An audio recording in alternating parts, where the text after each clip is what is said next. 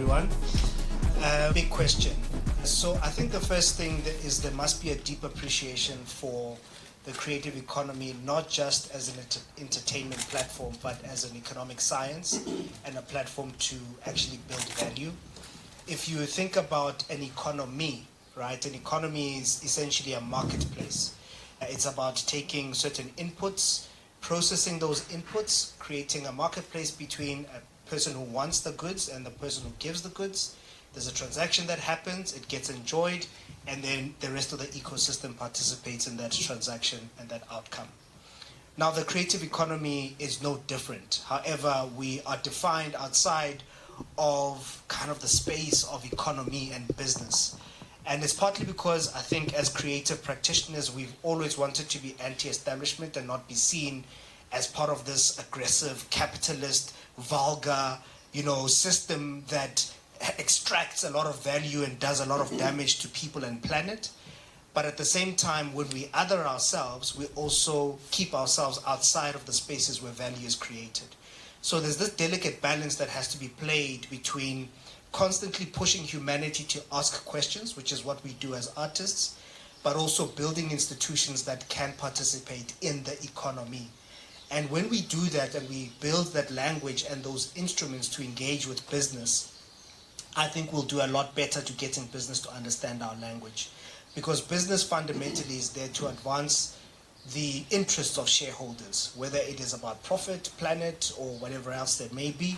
So when we learn their language and they learn our language, I think we'll get better outcomes. I think, frankly, I'm sick and tired of seeing our icons be buried with crowdfunding and crowdsourcing instruments. It's important that we build an industry and a sector that is sustainable, where you as artists can build assets of value that can be traded, and you can build longevity for yourselves and your families. To do that, you also need to be able to understand what is an institution, what is a business, how does it function, how does capital work, and how do we build bridges between the work we do and those that have got the means and the control of building markets. So yeah, that's how I think we can get much closer. However, the caveat is we must never stop being courageous in asking the critical questions. Creatives play a fundamental role in being the mirror for society. And so whilst we want to build institutions that can participate in the mainstream market, it's important that we don't lose our craft and the role that we play in society of asking questions, is this the best that we can do? Yeah, that's a valid point. Because the culture has meaning on so many levels. So, Chamba, you sit at the intersection of being an artist, an activist, and you also have economical insights. So how do you see value actually being created and captured in the current system? We're starting to see it. I think there's been organizations like the IFPD that just put out a report.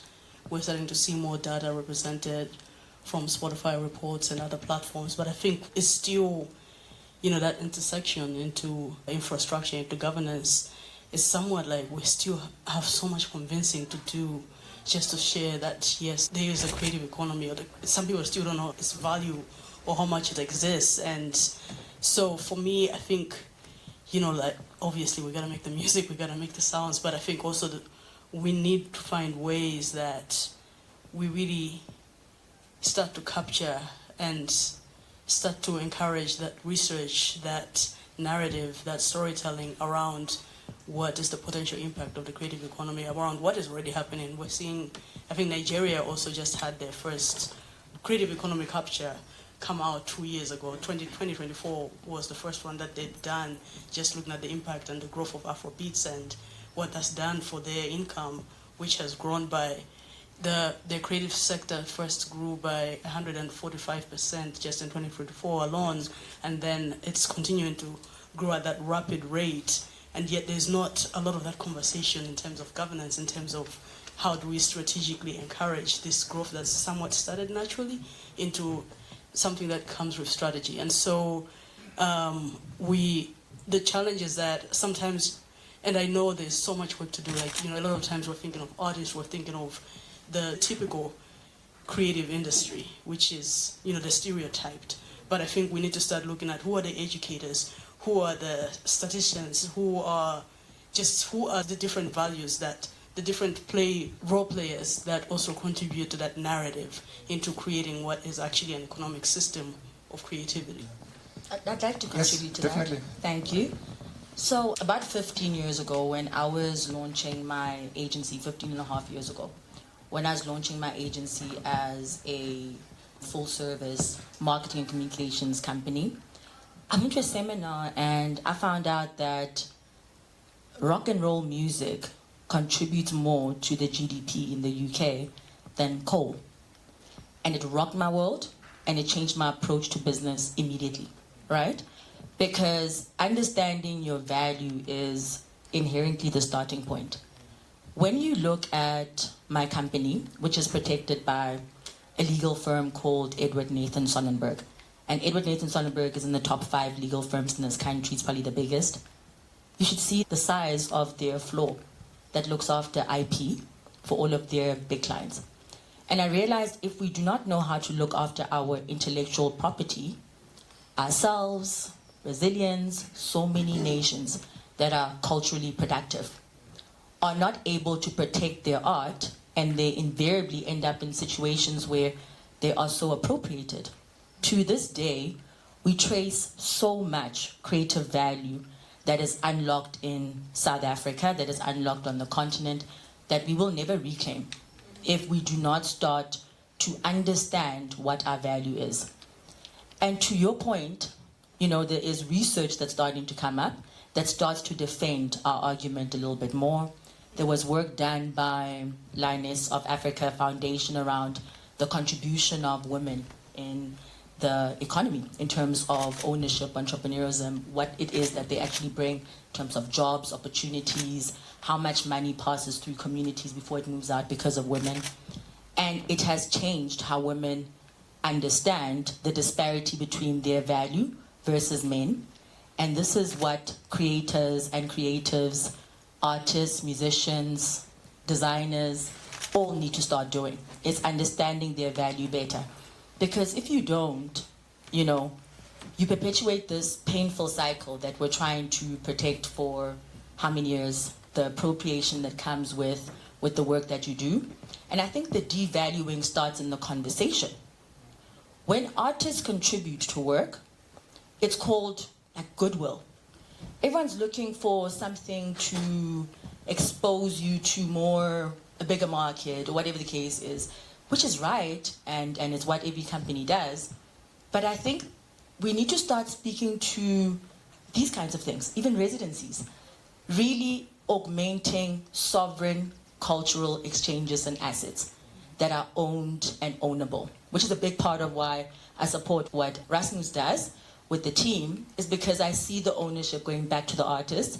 I have seen so many examples of how artists along the value chain get absolutely exploited.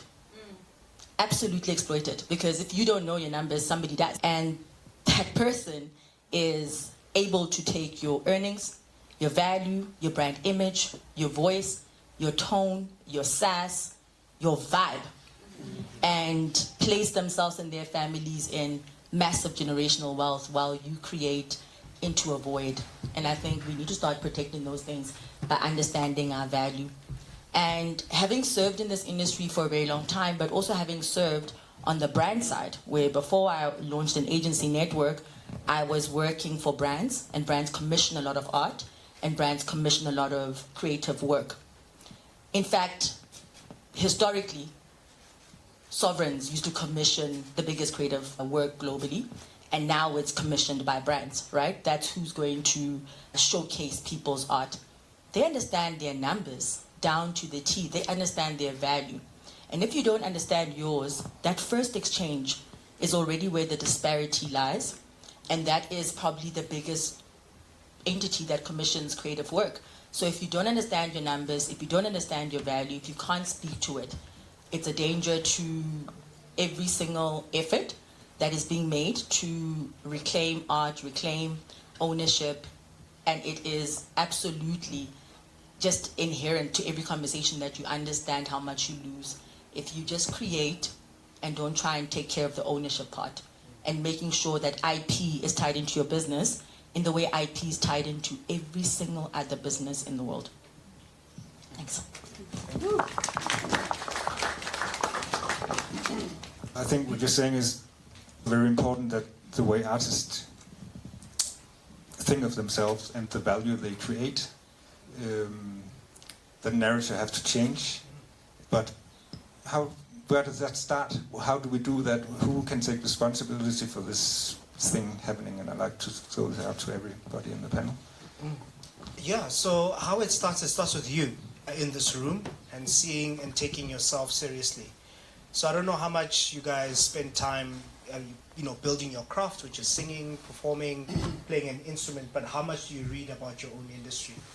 Both my colleagues on the panel have been speaking about research, and I brought some research here which was done by the South African Cultural Observatory. It's one of the big kind of research institutes that actually packages our industry. And in here are a whole bunch of gems around our industry. And it's important that you guys take this away and go and read it, because from here you will know that the creative and cultural industry contributes 271 billion rand to the GDP of this country. 271 billion. That is equal to 4% of the national GDP. As Rasmus was saying, that's shoulder to shoulder to agriculture. So when you're asking a business to invest in your sector, you can say with confidence, because the numbers say so, whilst farmers feed the nation, we feed the soul. And the numbers actually show, right? You can go and we contribute 1.4 million jobs in this country, right? We employ, the numbers are skewed towards 20-year-olds to 34-year-olds.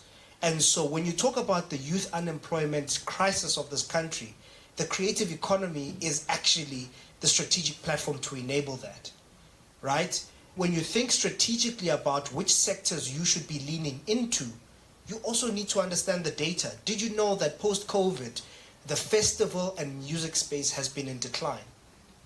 What does that mean for you as an artist?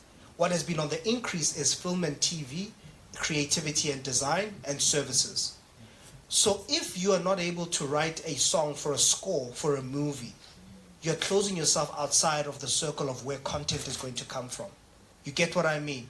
If you're looking for a big festival like Delicious to come and save you, those platforms are actually going down. That our live spaces are closing, if you've seen the trend, right? And so as a business, as an institution, you have to build yourself strategically to respond to what the trends are saying. But if you don't have the information, you can't build yourself to respond to what the market is giving you as information. When you look at export and import, we need to understand which countries are consuming the most of South African cultural content so that you can learn the language of that country in terms of being able to exchange. Because the thing about the creative economy is also about this thing of soft and cultural power. The reason why the Danish representatives are in this room is because there's a relationship that is being built at a national level, which is based on a national imperative between the two countries. You need to understand what is the cultural exchange that must happen between yourselves as South Africans and the people of Denmark, the people of Italy, the people of Brazil, and so on. When you do that, you will start to increase your ability to transact and be, participants of the mainstream creative economy. That's brilliant. And I'd like to add to that just a personal insight that I developed in 8 years of working with Danes.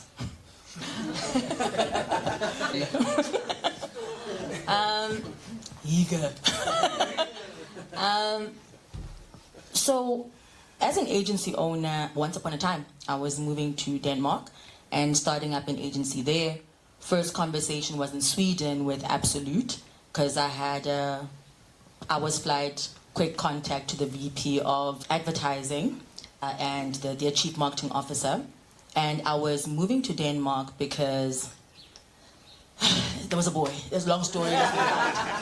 Anyway. You can write a song about this, right? Listen, yeah, I'll break that whole thing down.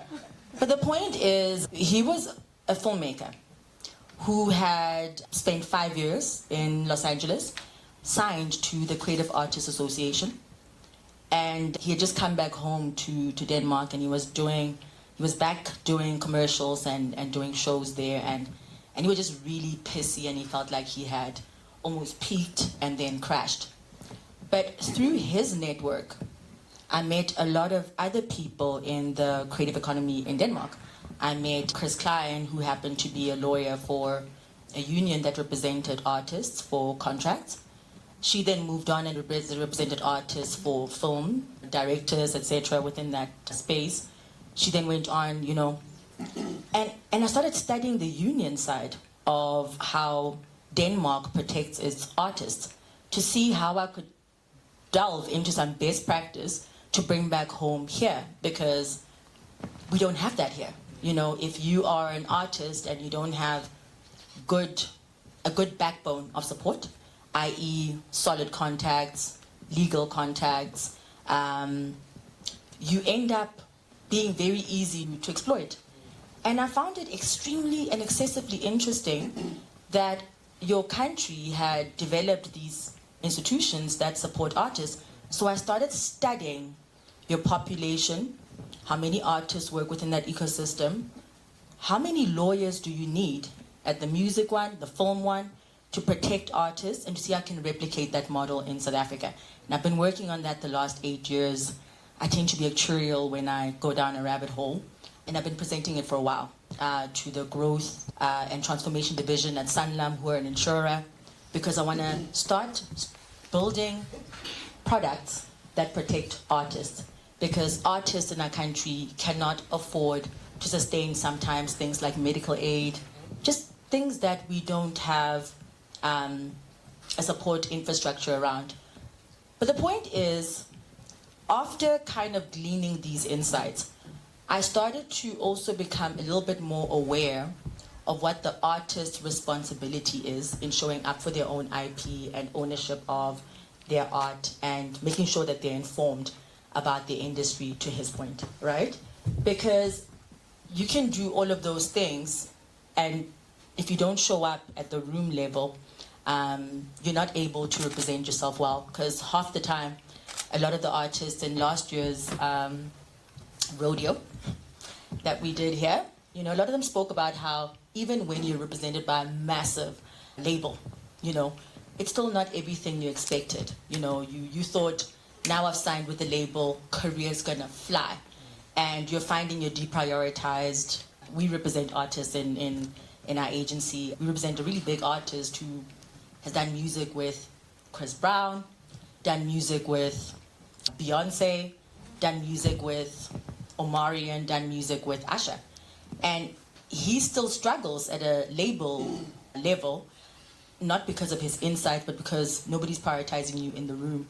And you almost have to understand beyond the numbers your personal power. So every time I work with an artist, I try and find the revolution in them so that they can show up for themselves in the room.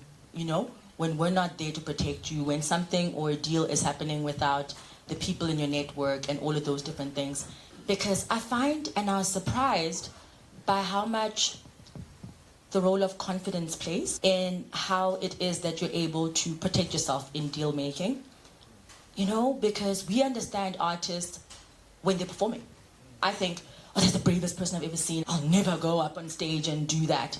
And we just assume, because of your personas and all these things, when you walk into the room, that you are loud and proud and there to do the deal, right? But at a personal level, a person's getting closer to the insights behind the struggles, the insecurities, the concerns, the lack of support.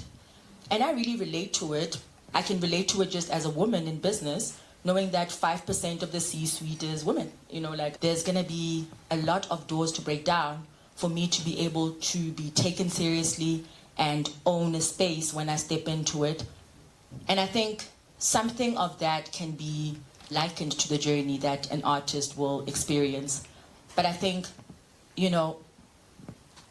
learning how to do things scared, learning how to do stuff you're not used to doing. It's easy for you to create. It might be harder to do the business things, But understanding that both are your value proposition as an artist will really, I think, go a long way in making sure that you can show up for yourself when striking deals, when you're being deprioritized, because your label also represents Kanye West, and he's back, you know, and now suddenly you just have no support. Or Mariah's got a new album and you are just shelved, okay? You know, having an understanding of your value proposition will go a long way. Excellent. So I started organizing when I was 16, and I started at home in Malawi because, well, my work is around women's rights and access, and when I started, child marriage was still legal in Malawi, so this was like a big goal where we were trying to get the government to decriminalize. But for me, it was just, okay, what can we sort of do now in terms of education access, in terms of pushing young women to stay in school and their mothers to back them up and staying in school. And we were doing the work, but it was when we started, let's say, something had happened and there was a protest or there was a march, then we started connecting with other organizers in the space where we would all now start getting together to create a petition. And eventually the government did criminalize child marriage in April 2018.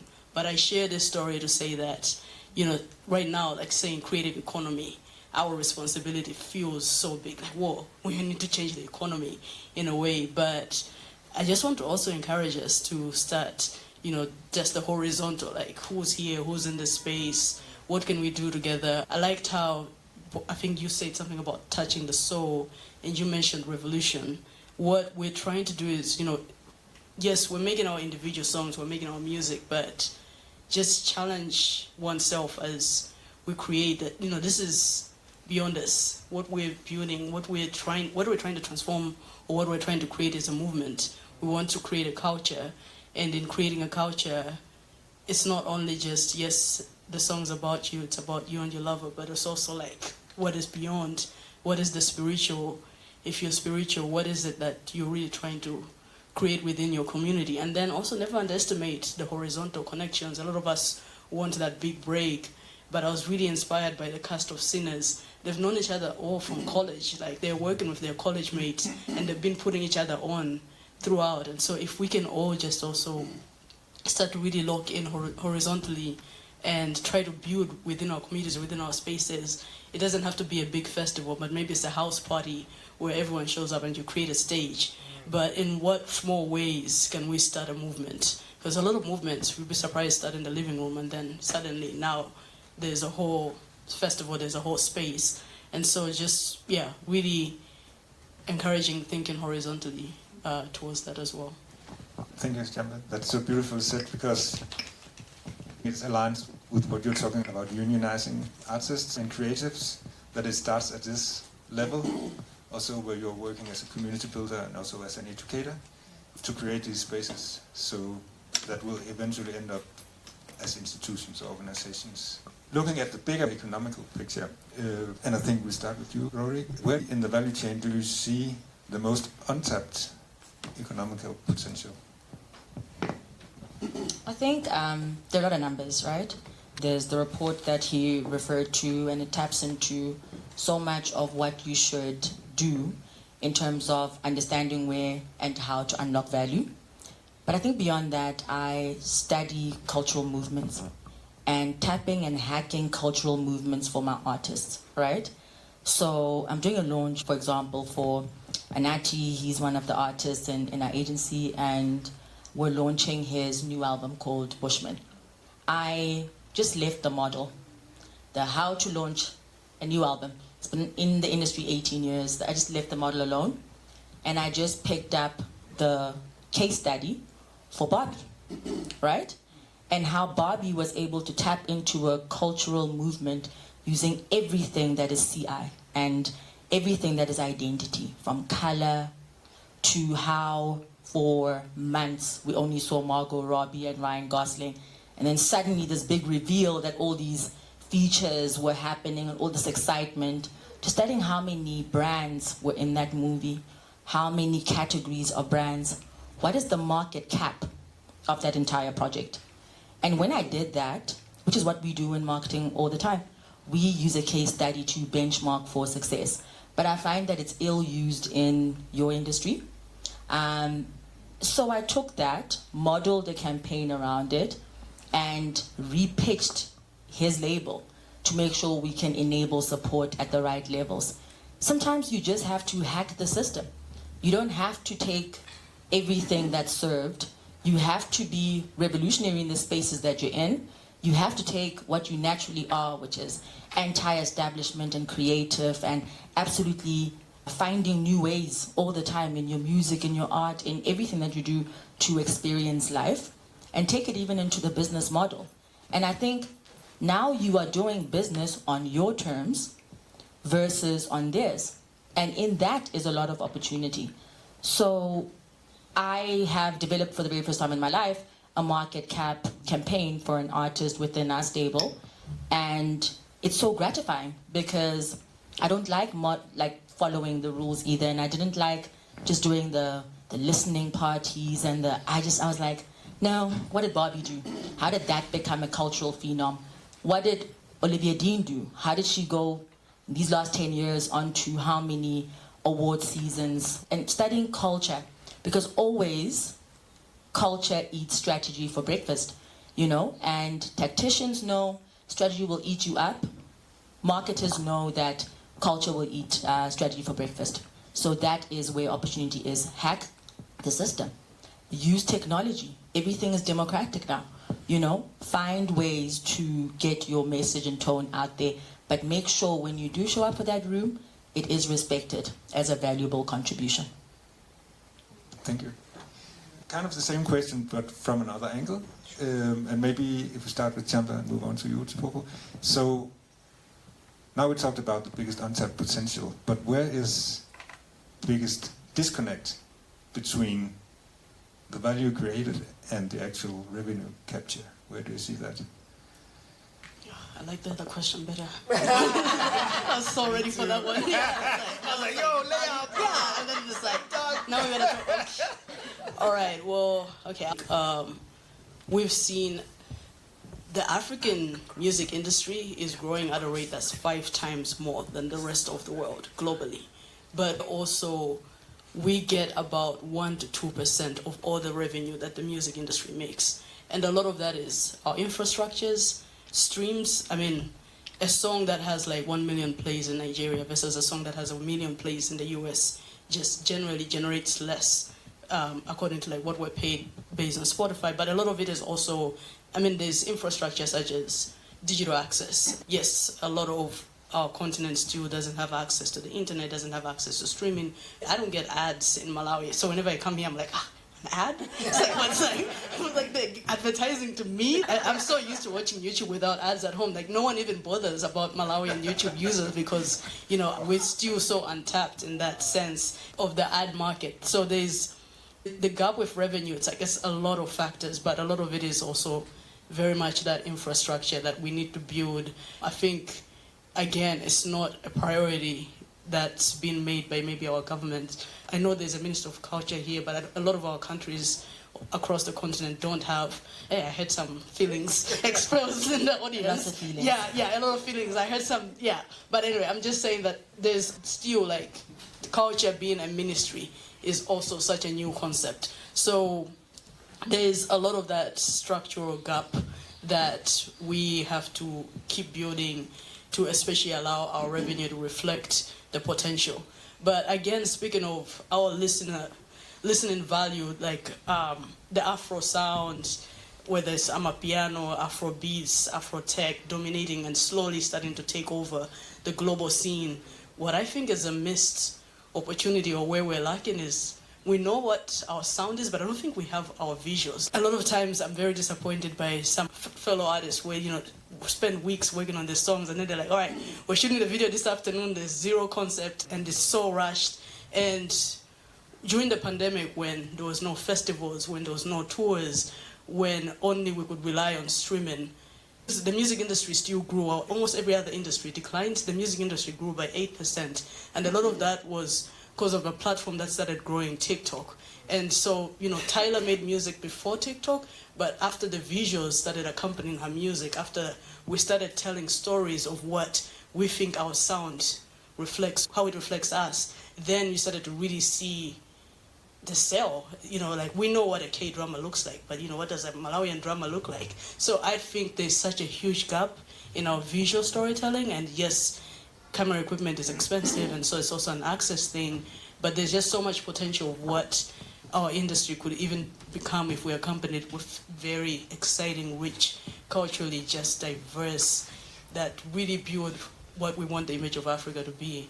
And so image is missing. Definitely. Do you want shortly to add to that before we move to the next question? Yeah. That's a meaty one, because I think you guys want to know how to access the upside of markets. Let me start with the first one. Opportunity, I think it's going across the boundaries of what has naturally been what and who we can work with. So for example, you spoke about culture and creativity heals. We are advocating as Creative 20 for the creative economy to be seen as a recipient for medical aid, right? When you go to a psychologist and they do a diagnostic, they give you a report to say you're unwell, you have this and such a health challenge, and then they go and they give you a set of interventions. You go and see a psychiatrist or a psychologist, they may add some medication and so on.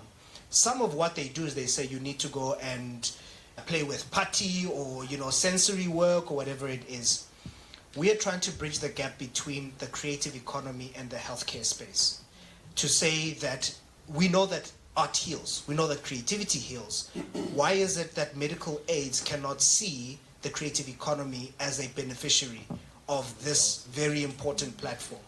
So that when you get asked, please can you curate an album that responds to somebody who has got ADHD, you can go and do that. You can study it, you can go and create it, and then you can platform it and say, thank you, Discovery, or thank you, Fed Health, or thank you, Bonitas.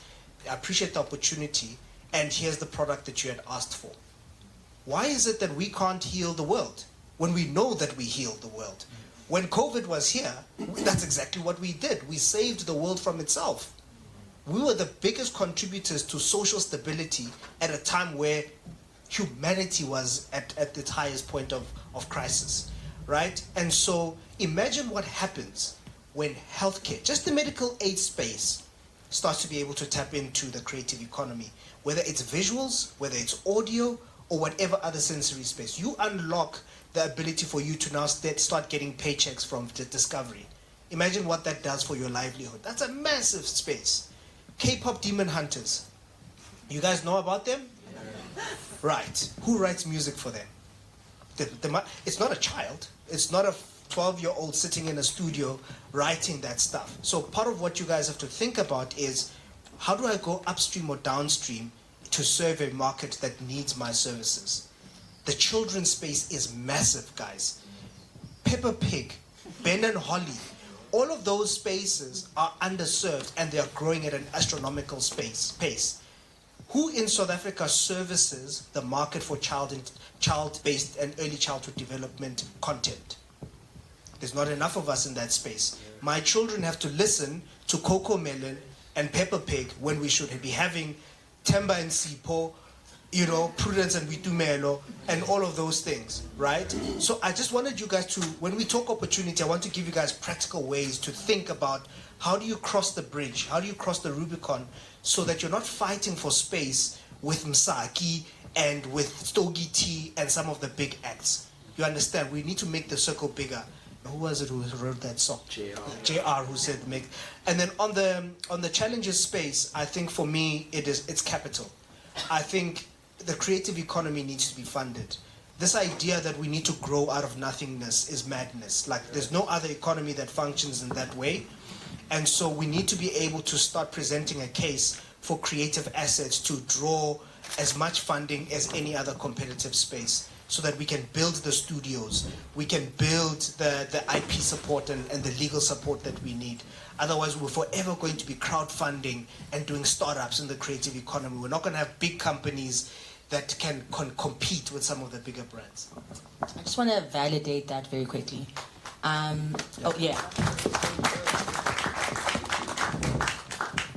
Today, on social media, I found out a doctor in Sweden wrote on a script for his patient, and he recommended to resolve their ailment, travel. And I think it opens up to tourism, to entertainment and music and the arts, an opportunity tapping into the health space, really acknowledging the healing component, right? So part of what people are doing for album launches or residencies are also retreats, because someone else is capitalizing on sound baths and all kinds of things that you are ignoring, right? And it's a frequency that, if you tap into, unlocks earnings that, to his point, no one else is in your lane. You can step into that and just really acknowledge it, But it also comes back to what she said about branding, right? Once you really understand who you're making music for, you're really able to, one, represent yourself well within those spaces and take ownership of your visual identities and brand identities and your own voice and your own tone and timbre and delivery and cadence. But more importantly, we have a science behind it a little bit around the Hamburg shows that the Beatles did, and when they were performing to empty rooms, what that did in personifying their brand and building their performance arc. Or another very new example is how Olivia Dean partnered a food truck for 10 years in the UK, and she had it branded for herself, and she just performed outside of the food truck for 10 years. But you can see it, you can see the confidence in her delivery now. And she can go from new artist to Grammy artist, not just because she sang on stage, but I watched how she sang, how unbothered she is with the cues from the audience, because she's been able to perform where only what she's delivering matters and not its response. So I really want you guys to think about, one, I build case studies for a living. I'm constantly benchmarking something. But two, I really like what you said about branding, what you're doing, and what he's saying about finding new lanes that don't exist previously. When you are an up-and-coming artist and you don't have a team, you don't have a business, like Tyler was 3 years ago, she just chose her choreographer, Lishay, as the big partner for how she's going to show up visually, how she's going to show up in her videos, how she's going to show up in her performances, and look at what it's done. Or Ryan Coogler choosing Michael B. Jordan, or Zendaya choosing Law Roach. Finding your creative duos and trios, that collaboration that's just so cool. It doesn't need permission from the rest of us. It doesn't even need our validation. And it creates its own movement and its own space, is what I want you guys to really, really think about, because you are in connected spaces. You're in the room, and you've worked with each other, and you know better than most what the magic of collaboration really looks like. But really taking that into your business plans is also another critical step. Yeah. So I have two more questions before we open to the floor. I personally come from the music space within the creative sector, and what I, as a creator, thinks, and that I believe that investors must think even more, is how complex the economy around music and IP is. I mean, a song have publishing, master rights, neighboring rights. You can license it for sync. There are so many income stream from one song up to 42, I think I saw somewhere. And that's difficult, even for the artist to understand. But how does it look for an investor putting money into something to see where do I get my investment back? What role can data and educating the investment system and data collection play in that? I think it's obvious to start with you, Tepoko. Sure. Solve it. Please. Please. Now. That's a tough question. I think where we have to start is there are people on the other side of the fence, these people we call investors, that are deeply connected to creativity. I think inside there are a lot of closet singers, closet DJs, people who appreciate the sanctity of creativity. And we need to go and find those people, because that is where we have to start. You know, when we start there, we start to have people who are going to be the first movers in investing in our businesses. Because they know, if they don't know what we do, they know why we do it. And sometimes that's enough. And I don't think it's fair to try and get an artist to become a chartered accountant. That's not the expectation. But you can certainly partner with one who believes in what you're doing and you guys walk a path together. It's no different to fintechs, right? Think about financial technology companies and the boom that we've seen, and it's now a multi-trillion rand environment, right? These were sometimes bankers and coders who found each other and then went to knock on doors to say, there's this thing that we're building which is meant to transform the future.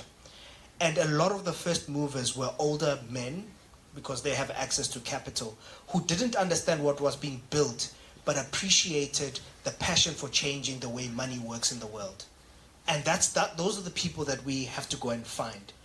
And part of it is also being able to speak the language of value creation. You can't run away from that, guys.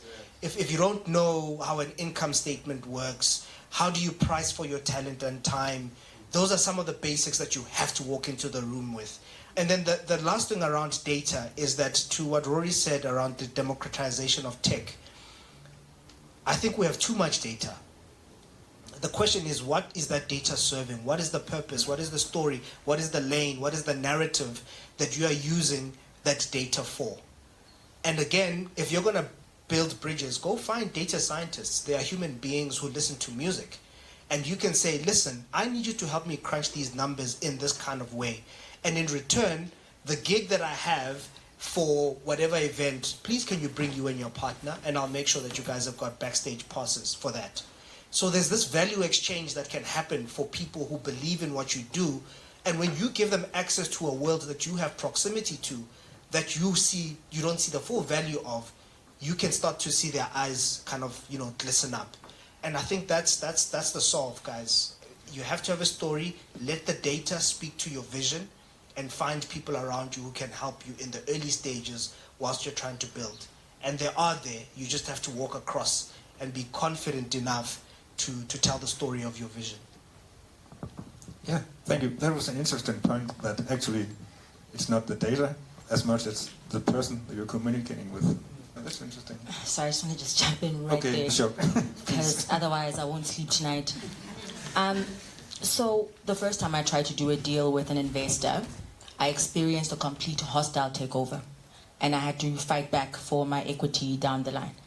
And it was the best lesson of my career. I was so grateful for this lesson, and that I learned it early, that if you don't know how to protect your value, someone else will take it, and sometimes in the most hostile way in the room. And the best advice I got after this hostile takeover happened in year 4 of me developing my business. And, I lost half my business, and then I didn't have the money to buy the other half.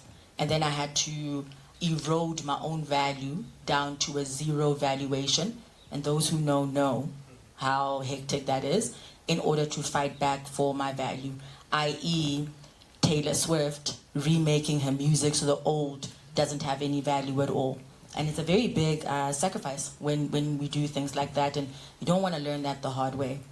But during COVID, when I really needed an investor, instead of going out there and speaking to everyone in venture, everyone in this, and private equity, and just scurrying all over the space, what I did is I spoke to a guy called Jonty Brosen. He is the son of Robbie Brosen. Robbie Brosen is the founder of Nando's, and they do a lot of work, especially in the arts studios. They've got so much within that space, and he's in the private equity space. Your dad is this big founder, you're coming up, and your passion is kind of fashion, and your passion is, and he kind of created value around those investments. I went into Tepo Jeans, Motherland Coffee, the stuff that traditional investors wouldn't do because coffee's already saturated. Another brand is going to benefit who? What he said to me was gold. He said, you have to analyze what kind of investor you need. Instead of sitting there and just going to venture because the money can be raised quickly and then the profits have to be done too fast, that you're eroding your brand or your creativity, why don't you go and look for people, exactly what he just said, that want to invest in assets like yours? Some people really value the arts.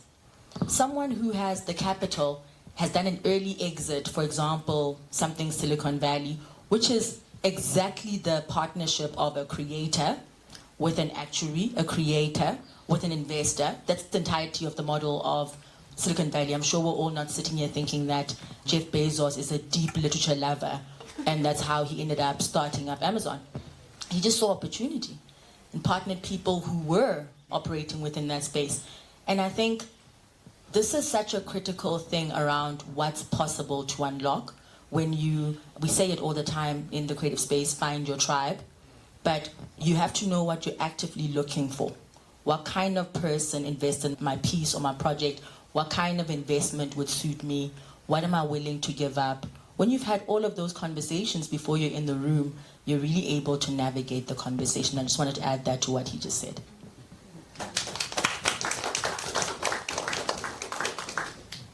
Last question from me before we have a couple of questions from the floor. One group, we have also been working with Chamber's organization, Tiwale, in cultural exchange, collaborations, cultural diplomacy.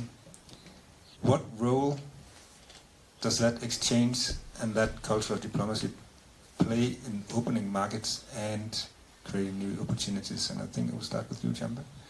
Okay.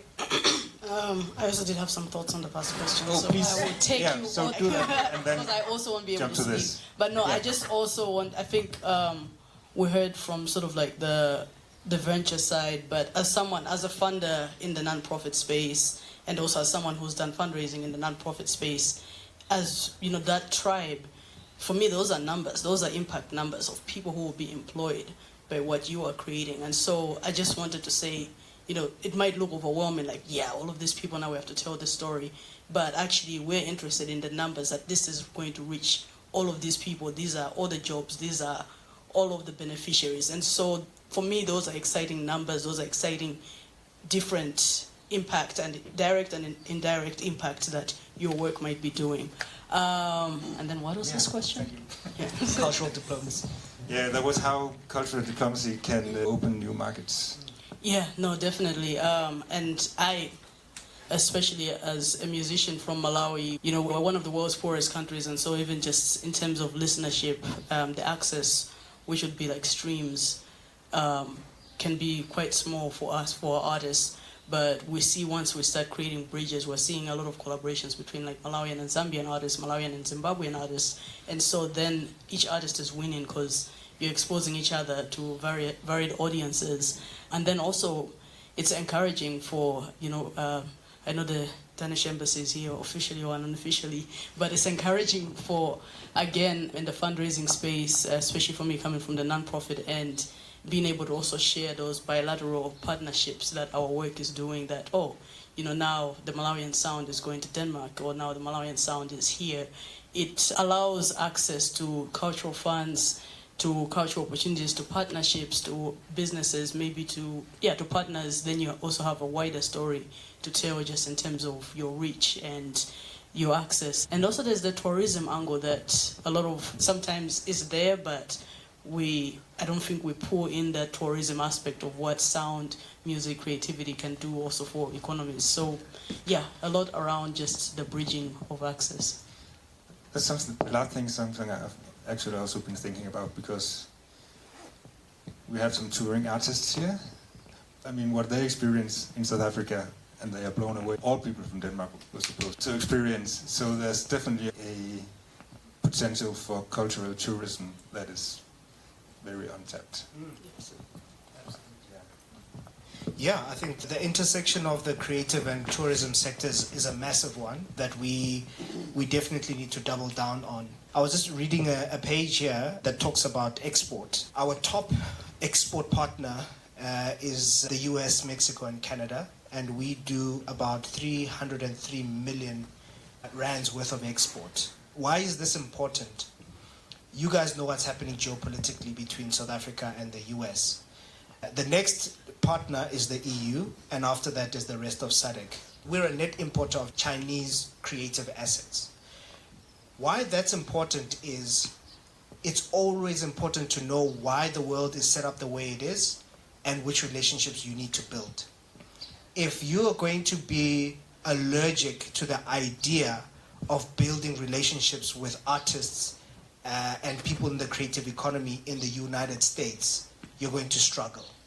Because a bulk of the uptake of South African cultural exports is going to the United States.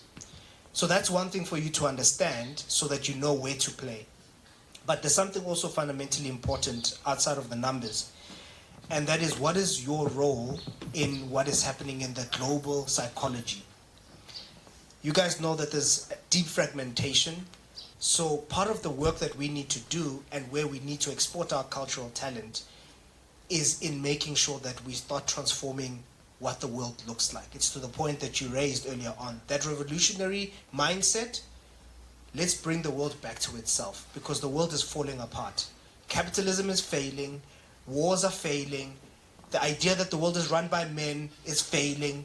So we need to create alternative realities that start to shift humanity forward. And it's the creative economy that must shape that vision for the rest of the world. When we do that and the world wakes up to it, you guys will make tons of money, because people will know that you've been saying this over and over again. It's like the climate economy. People think that climate change and the climate economy started 5 years ago. There are people who've been invested in the climate economy for 20 years. It's only now that we are realizing that there's a problem, that photovoltaic, solar power manufacturers are making tons of money.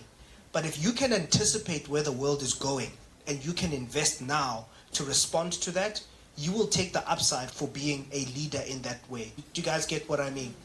And so that's why I say that working in education, in healthcare, in mental health is important, because the world is sick. There's a lot more people who are sick than we know about it. And when mental health becomes mainstream, you're going to see how many people start consuming creative assets to start helping. So I want to be able to see your music at Discam. When I walk down the aisle, there must be an aisle for art, music, and fashion. You get the point, right? Is that pharmacy has always been about feeding us tablets and giving us medicine. When people realize that going organic, which is creativity, is the way to go, we will make lots of more money if we're prepared for that moment. But if we're not, another sector is going to take it up, and that might be AI. And God forbid we lose to that.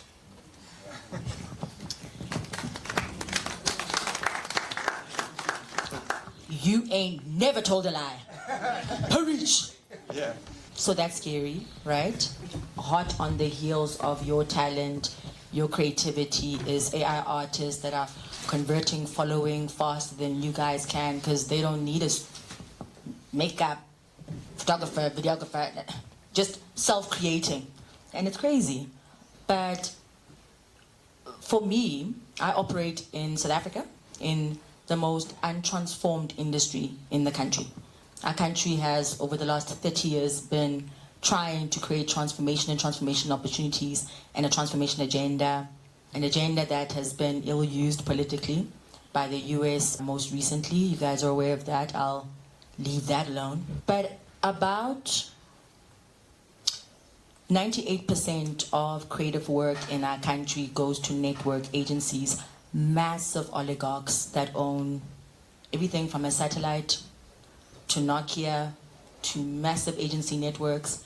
And then here's my little independent woman-owned agency trying to punch David and Goliath every day, right? Which is what you guys are up against.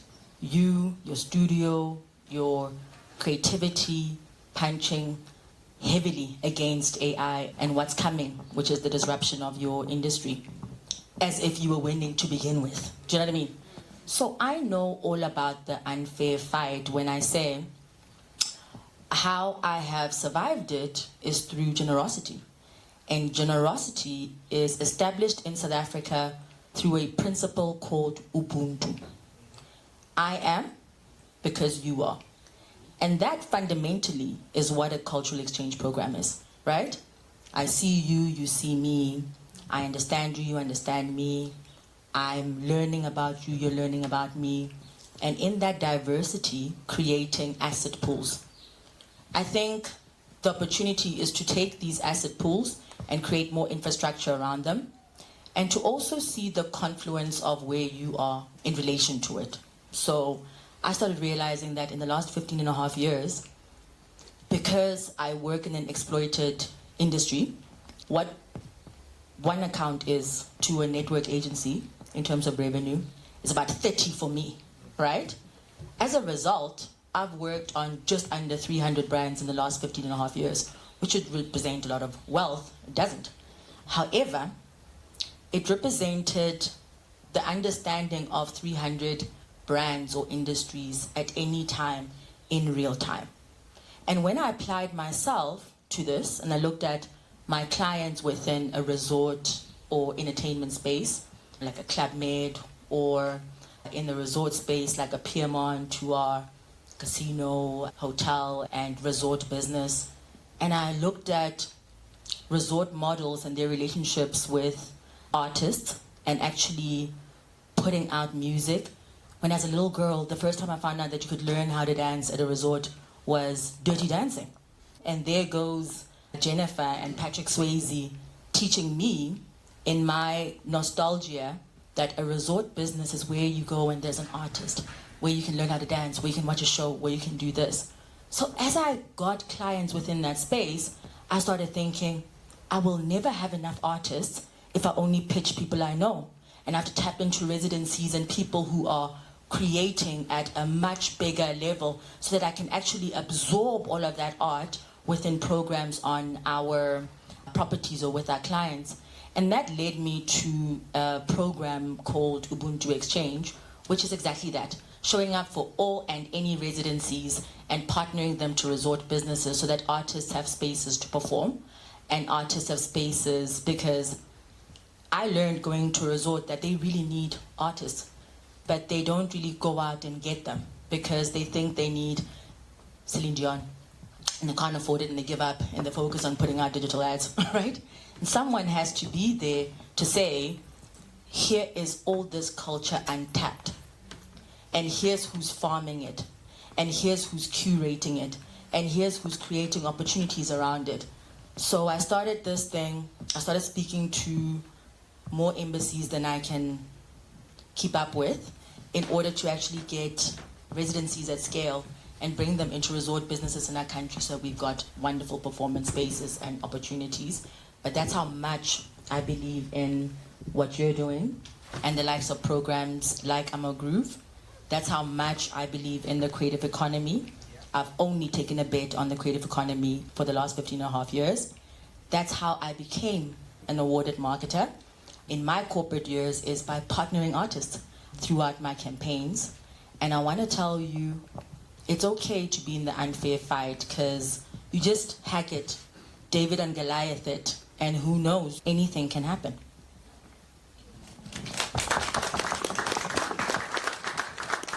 Thank you so much. Before we close this panel, that has already been quite long, I will open the floor to 2 questions, and then we will listen to some music. So, anybody wants to ask our amazing panelists a question?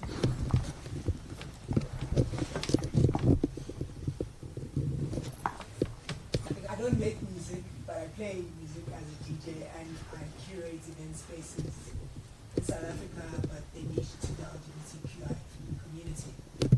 Thank you so much, knowledge. I was writing notes, I was keeping my notes. But I just wanted to talk to, as an artist, when you're sitting in your room and you're making music, a lot of people actually don't know where access lies. Like, we love using this word called access. So my question is, where does someone actually start to find access? I understand it can be at an event space, coming to these panel discussions, but to really find people and to talk to people who can shift you from one place to another, what is that for you? I just want to pick your brain about this word that we use called access and networking, because a network can just turn into an email that no one ever answers. And then, yeah, so that's kind of like... You look at OneGroove socials for the next residency. No, that's with you, Chamba? That's my friend, so I think. That's not. Declaring conflict. Yeah, access. I think you said that you send these emails that are unresponded to, and really there is going to be those 100 shots that will be taken, and you really maybe you'll make that one, but really it's this continued exposure of oneself, continued placement in spaces that slowly builds, slowly starts to network, especially if you're studying alone and in the space. But I think now, as the world also opens up, luckily we're starting to get more and more spaces where we can gather much more. But also there is a lot of digital economies, a lot of these residency spaces like this, I think are really good for getting started with, whether it's production, whether it's DJing, whether it's, singing. But I think it's a lot of constantly putting yourself out there. And also, again, I also really encourage the horizontal networking, the community, who are the friends that are in the space, just the people who you can access first as well. Yeah, I think preceding access is confidence and intention. Access is the channel. But if you don't have the intention and you don't have the confidence to walk into rooms to say hello, you're just constantly going to find yourself on the outside. And so a practice that I have, and I'm like an introvert, extrovert, depending on the time of day, I ask myself, when I go out, what is the one thing that I want to come back with when I come home? What is it? A feeling? Is it a contact? Is it an understanding? What is it? And I think that level of intentionality, when you treat yourself with that level of self-respect for your time, then you start to become a lot more disciplined about the outcomes that you generate. And I think that's important. Anybody who leaves their house as a spirit in the wind, that's what you're going to get back. You know what I mean? And so I think as soon as you get into that Uber, going to an event, you need to ask yourself, what does good look like when I come back from there? And then the confidence and intention part starts to kick in to say, let me be vulnerable enough to go and say hello. And say, by the way, I'm a DJ, I've just made this song, and I think it will work well in the healthcare system. It's, I think that you look like somebody that might be interested in that way. I'm very confident. If you're confident... I'm just asking for the room. Yeah, no, I'm using you as a proxy to say that if, and I'm using the example of your craft, to say if I'm walking into a room and I'm a DJ, going back to the context of healthcare and creative economy intersections, what do you go into that room to say? What is your elevator pitch? To say, this is what I offer, this is what I'm trying. Do you think you know somebody who might be interested in this? You have no idea who you might be speaking to. Yeah, I think that is true. I think it is probably more absolute than we realize, because it does start on the inside, right? What I do is I try and play to my strengths. When I do this, I open doors and opportunity and access for myself, versus when I do not. Even though every single day I do something I'm afraid to do. Every single day I walk into rooms I'm not supposed to be in. And every single day I shut that down and I just step through that door and do my thing, right? But I think one of the most pertinent things with regards to access is create things that invite participation versus looking for access. Because essentially an email to an info account, there's about 100,000 such emails in that inbox. It's managed by the receptionist of whatever business that is, and it's never going to be seen by the people that you're trying to invite. So I try and advise people to create a movement, like to be a Pied Piper, and then we come on board. Because I think when we are trying to find access, we're already doing all the hygiene stuff. We're positioning ourselves, we're showing up, we're leaving the house, we're dressing up, we're saying yes to the invites, we're hobnobbing, we're schmoozing, and we are brushing shoulders with the people we're supposed to be brushing shoulders with. You're doing it. If there's still a ceiling on that, that needs to shift. And I think it's what you model around it. So something that he didn't speak to that they do, they being Triple M, where he's in a consortium with artists that he's been with for the last 20 years, because they're all high school friends, is they just started their own event called Obrigado. No sponsor, no partner, no anything. Obrigado was a vibe. all of us started coming to Obrigado. It's being presented by 2 DJs in his company who have decided to understand their business value and step into an organization in that way. But it just gives you a sense that access shouldn't ask for permission. Because if you're going to ask for permission, you're going to wait longer than every other artist going live in front of you. It's about seizing the moment a little bit more. If you're shy, like I've been a stage performer from 12 until 30. I did theater. And theater's diverse, theater's wonderful. But I just couldn't do parts of what the artistry required. So if I knew I couldn't do a certain thing, lean into video. She tried to tell you guys this. Video is the most... Listen, if you want to disrupt anybody, they're going to see you online and tap into a video before they're going to have a conversation with you. They're going to watch you on TikTok. They're going to get a vibe about you somewhere else. Hopefully an authentic vibe that's genuine, that's going to give them a sense of connection. But it's also invariably the channel where people are looking for artists, looking for art, looking for entertainers, looking for things. So utilize those spaces and don't wait for permission.